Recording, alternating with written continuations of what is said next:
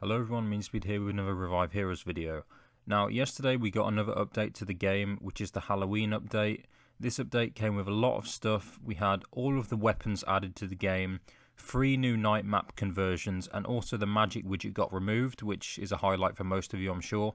So, I'm going to go over all of it in this video. So starting with the maps, which are Victory Village Night, Riverside Rush Night, and Fortress Frenzy Night. Now, these are all completely new. The original Battlefield Heroes, from back in the day, never actually had night versions of these maps.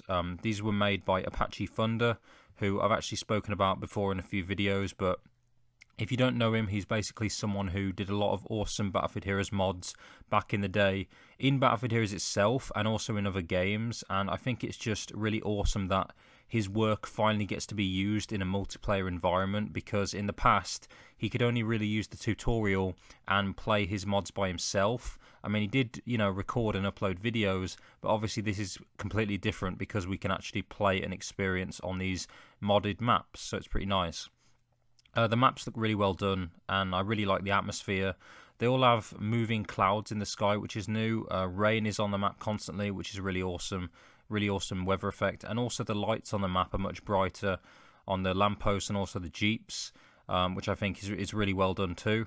All of the maps in the rotation right now are actually night versions as well, which obviously suits the theme of the update. But this does mean that for now, maps that don't have night versions aren't playable, such as Wicked Wake and Sunset Showdown. I'm pretty sure those are the only two.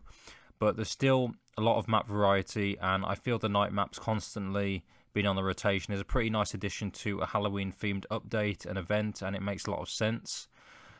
So yeah, next up we have the weapons. Now, I'm not sure what happened with the voting and the poll, because everything was thrown in here, but I'm guessing maybe that poll was for the full release and not the beta testing, but I could be wrong. Maybe the poll was removed and forgotten about completely, but yeah, I'm just guessing that. Now, a lot of the newer weapons don't work, and there's a theme I've noticed with this. So, the majority of weapons that don't work are ones that have a special effect that was like a new addition and feature to the game at the time of their release. So, weapons like the healing syringe don't work. You just stab them with no healing effect, and you don't actually see teammates' health either. And obviously the healing syringe, when it came out, that was a new thing. You didn't have another weapon that you could use on teammates to heal them. Another example is the homing gun. It's not actually homing in like it did before. The fear grenades don't have any effect to them. They only do a small amount of damage, so they're kind of useless. And the snow weapons, they're not actually slowing anyone down. Now, this might be a good thing to most of you that don't like these types of weapons. I can understand that, but for some people it can be pretty annoying because a lot of these felt rushed, I guess, and just forced in without much testing. But I guess after all, we are in a testing phase anyway, so this was done to get them in and to see what works and what doesn't based on community feedback, obviously. It's also worth mentioning that alternate fires don't work, such as shotgun attachments, grenade attachments, stuff like that on weapons. And also some sniper rifles don't actually scope in at all, making them very useless, such as the repeater rifles and the bows. So you won't really have fun using those. And it's not a key binding issue either, it's literally just you can't scope in with them. The Nationals don't have the flamethrower either, yet the Royals do. I think that's pretty odd. I'm guessing that was just left out. It was just overlooked. So yeah, guys, right now you're probably only gonna have limited success with newer weapons, more unique weapons, because most of them are broken, but I'm fairly sure all of the reskins are working fine anyway. As I said at the start, the magic widget got removed, so right now when you log in, it's actually locked and costs 1 fund, which, I thought that was pretty funny of the developers to do that instead of taking it away entirely, because obviously, if we're using VP, funds aren't a thing anymore.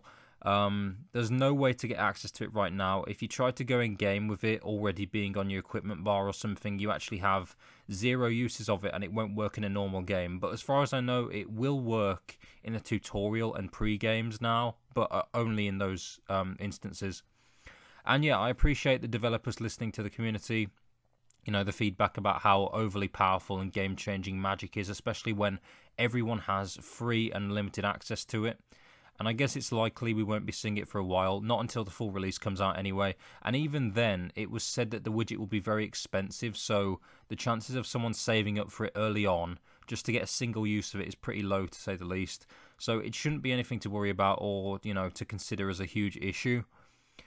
We do, however, still have the pirate kegs. Magic was the only widget to get taken out, so pirate kegs are the main offender right now, I guess, when it comes to widget spam. And while those are really annoying too, I found Magic to be the absolute worst, and I'm glad it got removed. But it is possible the developers might do the same for kegs as well at some point, but we'll have to see. But yeah, guys, that's about it for this update. Quite a lot of stuff that I went over. Yeah, it's pretty good. I mean, there were a few other small details that I could get into here, like we got a night-themed client background. Most of it's cut off, though, so you can't really see it when you're choosing items or loading a game. And we also got the good old Halloween theme, which is actually one of my favorites, so it's good to hear that again. So yeah, guys, that's about it. So thanks for watching, and I'll see you next time.